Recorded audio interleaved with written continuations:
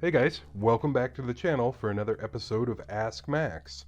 About 3 weeks ago now, I was asked in a nutshell how to learn new things on the internet. It has taken me 3 weeks to kind of formulate a battle plan to be able to answer that question. More specifically, what I was exactly asked is how to find a sound knowledge base on the internet, since it's tough to verify what's true if you're a beginner. This is an incredibly difficult question to answer, which is why I've been thinking about it for 3 weeks. It's not quite what I had in mind when I kind of came up with the Ask Max concept. That concept was more about, if somebody saw a tool in the shop, or kind of a more binary yes-no kind of question about something I was doing or something like that, that it would be a sort of a handy forum to just trade information back and forth. What I have here is actually a philosophy question, and it's completely cool that that question came in, but I want you to know that I'm not going into this lightly, and as such, the video is going to be kind of academic, which is also why this is part one. There'll be a part two to this answer coming later on, where I'm actually going to teach myself a new skill on the channel. Something I've been interested in for a while, really don't know a whole lot about, and I do have an application for. So when I get to that point, I'll just document how I researched that and what it took for me to learn about it and procure materials and then implement a solution and all that good stuff. So today's video is going to be maybe a little dry and a little bit like a classroom lecture kind of thing, but I'm going to try and make it go as quickly and smoothly through that stuff as possible, and hopefully not just bore people completely to death. But the reason I feel like I've had to do it this way is because there are a lot of risks with my potential answers to this question. If I do this wrong, I can just catastrophically impact someone's educational ability by giving them bad advice. Something I would never want to do is discourage someone from learning things. And I need to make sure that I don't do anything to color the video in any sort of way to dissuade that education from taking place. The next thing that's possible is I can damage my own reputation by giving such terrible advice. My channel isn't particularly intended to be educational. The stuff we do here is more or less just a guy at home doing stuff. I would say 98% of the stuff I do, I don't have any kind of formal background or training. I'm not a professional mechanic or a professional computer guy or any of that stuff really, but I do still offer tech tips, tool reviews, stuff like that. I do have some knowledge base just as a hobbyist, and I wouldn't want to do anything to damage my own credibility by giving bad information here as well. And probably the biggest risk for me is that I could very potentially sound like a really arrogant jerk by answering a question like this in the wrong sort of way, because it can literally make me sound like I know everything, and of course I don't know everything, and no one ever possibly could.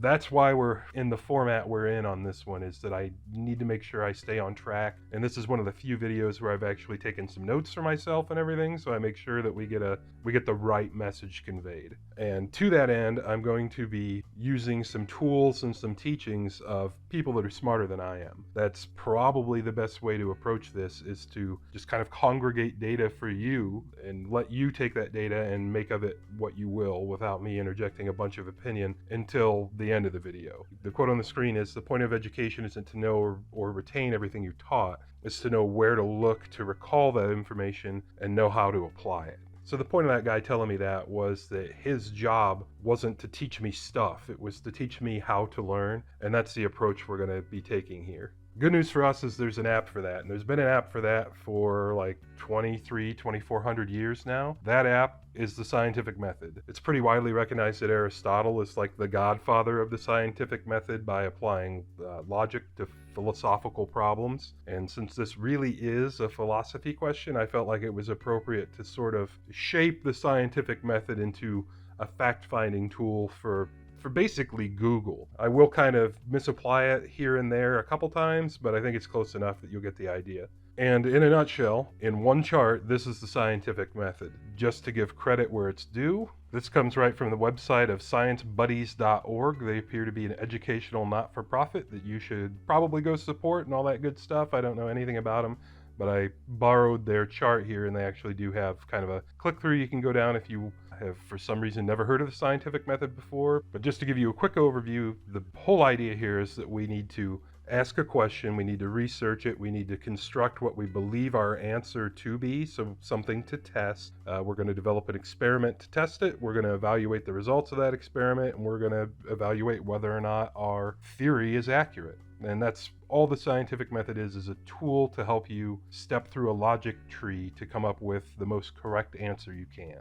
So today I'm going to go for some pretty low-hanging fruit. At least it appeared to be low-hanging when I started. We're going to ask a very simple question, or at least it's a very simple question if you went to American schools, and that is, who invented the light bulb? If you went to a school in America, everybody on the planet heard in probably the 3rd grade that Thomas Edison invented the light bulb. There's been no debate about that anywhere through my primary education in America. So, should be a pretty easy question to ask, so that's what we're going to do. Who invented the light bulb? So now we need to do some background research. And obviously the first answer to how to learn stuff on the internet is going to be just Google it. Just Google it, man. That's the most powerful knowledge tool ever created by man, right? So let's go ahead and do that. Let's Google who invented the light bulb. And I've done that, and sure enough, Thomas Edison. First picture you see, incandescent light bulb over here. We got a picture of Thomas Edison right up front. Other contributors are mentioned. And you can see that apparently there's a skeptic community already forming. Who truly invented the light bulb? Drop down arrow, Thomas Edison. Okay, Thomas Edison appears to have invented the light bulb. Sounds good. Let's plug that back into our logic tree and see what the next step is. So the next step is that we've just constructed the hypothesis a moment ago. Thomas Edison invented the light bulb. What's our next step? We're going to test it with an experiment, and I think the easiest experiment for us, since Thomas Edison and the light bulb are probably the most famous inventor, at least in America, and one of the most famous inventions throughout all of history, have both happened pretty recently in history. They're only about 140 years old, so we can actually look up the original light bulb patent at the US Patent Office. What I actually did was Google patents because it worked a little bit better, but let's go take a look at the patent. And right here we have US Patent 223898A, which is the original patent for Thomas Edison's light bulb. There you go. You can go ahead and look at it, which we will. We'll come over here to the text and we'll do a little bit of reading. I have to zoom in quite a bit because it's kind of a bad scan because it's from like 1890 or something like that. So it says, be it known that I, Thomas Alva Edison of Menlo Park in the state of New Jersey, United States of America, have invented an improvement in electric lamps. Well, wait a minute. Patent says that it's an improvement. This must not be the first light bulb if he's improving upon one. That's interesting.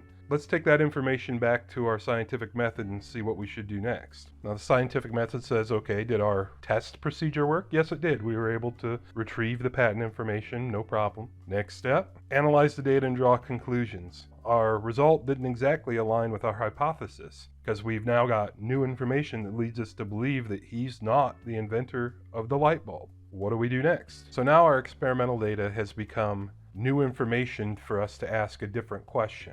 So now let's ask the question, what's the history of the light bulb? Maybe that'll help us shine some pun intended light on the question. So I've done that, and the first Google blurb there at the top says in 1802, Humphrey Davy invented the first electric light. Well, that's interesting. Let's click on the link and see where it takes us. It has taken us to a business that is trying to sell us light bulbs. I don't necessarily consider this the most credible source of information ever. What do we do with this? From that, we can construct a new hypothesis that Humphrey Davy invented the light bulb. So let's go with a new experiment.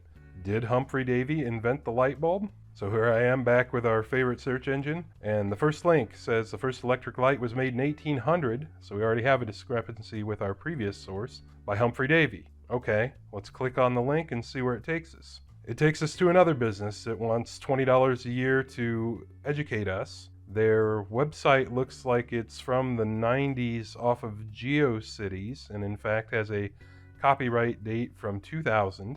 Up at the top in the banner, they have over 1 million subscribers since 1995. Well, that's awesome, and this might be a good or accurate academic source, but I don't really like it.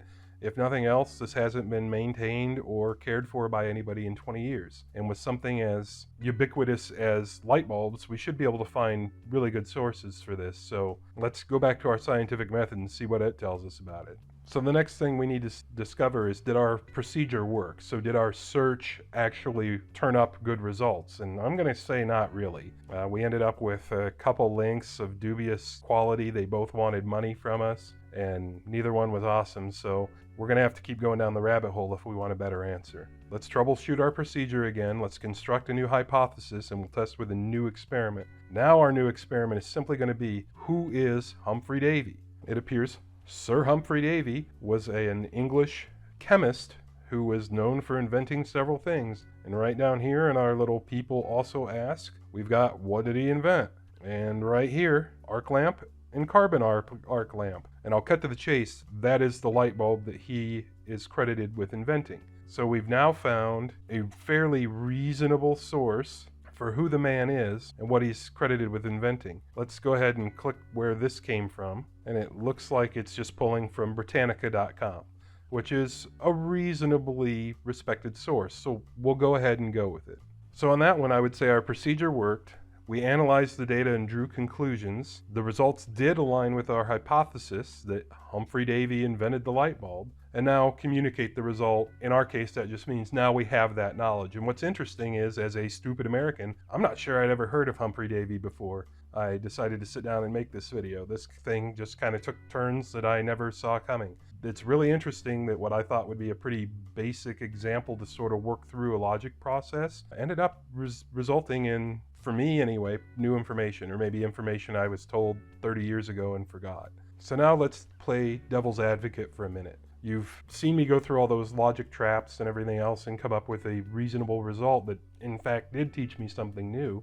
But let's say when we started looking up light bulbs, the first source we ran across was something out of left field. And then let's just pretend that we ran into a whole bunch of other sources that agreed with it. And what I'm going to cite here is something called the Darksucker Conspiracy.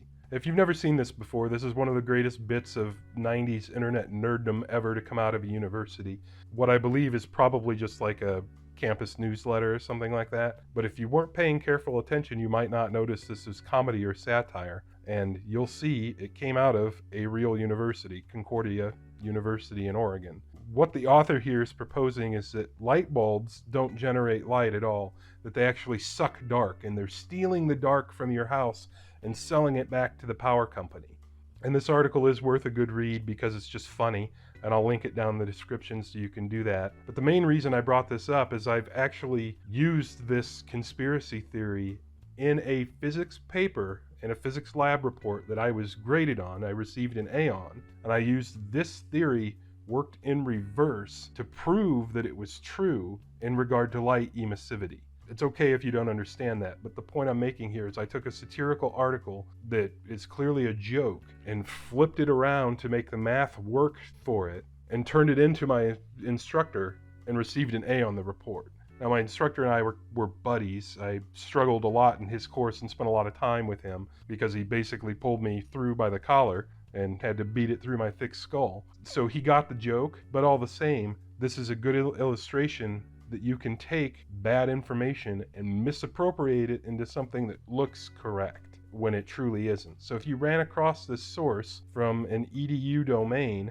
and you weren't paying enough attention, and then you ran across other sources like it, you may actually believe this to be true. There might be crazy people watching this right now that believe it to be true regardless. So now it's opinion time. I've gone through the scientific method because that was the closest thing that could keep me on script and not make this just a huge opinion piece, and also hopefully not make me sound like a giant arrogant jerk. But of course I do have opinions about internet learning, which is why we're going to do the part 2, so you can just literally follow along with what I do. So my first opinion is that in YouTube time, I'm pretty old. I'm a Gen Xer. That means that I grew up in the time before ubiquitous internet access and ready access to all the information in the world, be it accurate or inaccurate information. You know, we learned stuff out of books and from other people when I was a kid. Here's another quote from someone smarter than I am. All knowledge of reality starts from experience and ends in it. Propositions arrived at by purely logical means are completely empty as regards reality. And that's Albert Einstein talking to you from 1939.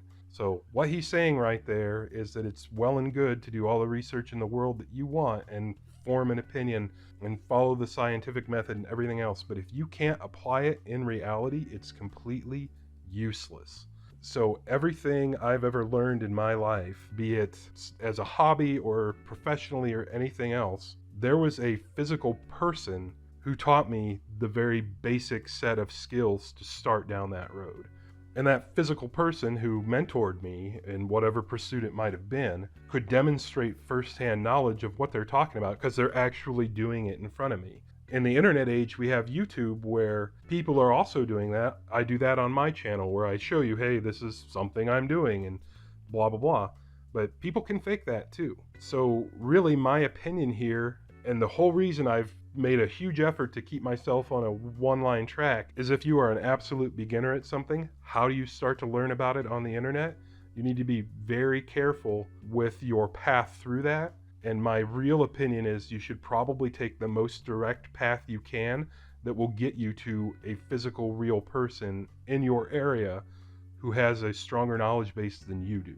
And I know that's kind of unpopular and that's counter completely to the question that was asked, but there is really no replacement for experience with a lot of things. That comes to a head even more so when it's something that could be mission critical to you, meaning that if you screwed up, you're going to get hurt, or if you screwed up, it's going to cost you a lot of money, or something really bad could happen. If you're looking up how to bake your first cake on the internet and you're pretty confident that you're not going to burn your house down doing it, then give it a shot. You're probably not going to hurt anything. If you're looking up how to wire a house, you should probably slow down and really consider your options before you just run right to Google and teach yourself that skill set from scratch. Evaluate that on your own personal basis. If you have no skills in something, what's the worst thing that's going to happen if you get it completely wrong? And to that end, I'm going to finish this up with how you can potentially contact an expert in real life and have perhaps better advice or opinions or help available to you than you might from Wikipedia or just Google. So in the case of Sir Humphrey Davy, I'm pretty sure that he's probably got some mention in a museum somewhere in the world, because it seems like despite me having a bad American education and everything else, he's a pretty important guy in the world. And sure enough, Humphrey Davy Museum returns the Faraday Museum from the Royal Institution, which as I understand it is kind of like the UK's version of the Smithsonian, or more appropriately maybe the Smithsonian is the American version of the RI. But anyway, this is a very respected institution. So all right, we'll head on over there. We go over there, let's just look for Humphrey. Ground floor. We were talking about Humphrey Davy right here because he apparently employed Michael Faraday. He was his boss apparently at some point in time. That's something I didn't know either, although I've heard of Michael Faraday before. We know that the museum has an obvious connection, at least because his name's here. So with a slight bit more internet kung fu, I bet we can find someone at this museum to contact. And I've done exactly that. Charlotte New, curator of collections for RI. And if we want to contact her, right there, email, bam, there you go. I probably wouldn't contact her about light bulbs for this video because I think we've covered that base pretty well. But if this were truly something that was very important to me, or if I were doing an academic research paper on the invention of light bulbs, then she'd probably be a great resource. And she'd probably be happy to help me. And if she couldn't help me, she'd almost certainly point me to someone who could. I mean, these are professional academics who are in this job to do exactly that. However, as it pertains to the exact video this question arose from, the person who asked it was asking about electronics and electricity, and if they don't know anything at all, how do they even get started? Well, back to searching electronics groups in London, and I'm just picking London out of thin air because it's a big town and there's probably some groups around that you could go look at. And sure enough, if you go to Meetup, there are electronics groups there, and one of them I found is Hack Wimbledon. These are a group of hobbyists who get around and do stuff with Arduinos and electronics and all kinds of stuff. And there are 430 members here. And I'm sure each and every one of them knows more than nothing about electricity and electronics. And they have meetings all the time. In fact, they have a whole bunch of virtual meetings. Looks like there's one going on pretty much now, or it's just happened, that I would guess that pretty much anybody can attend. And they're probably virtual because we're still in lockdown from coronavirus. But this would be an absolutely great resource for someone who lived in London. So I'm sure this is going to end up being a really long-winded video that took you through a lot of maybe unnecessary logical steps that kind of everybody could see coming if they did it. But it was the only way I could think of to kind of keep myself on track and resist the urge from the start of simply saying, don't try to learn new things on the internet, because that's not an appropriate answer, but it is an appropriate answer if you can place yourself in danger by ignorance. As I said a couple minutes ago, pretty much everything I've ever learned in my life that has been worth knowing, I've done through hands-on experience in one way or another, be that with a mentor, in a classroom or in the shop or something like that, to help guide me. And really, as far as like working on stuff, there are two critical things in my life that catapulted that into whatever amount of success you want to say I've had with it. One is I've always had an interest in car audio. So you're immediately dealing with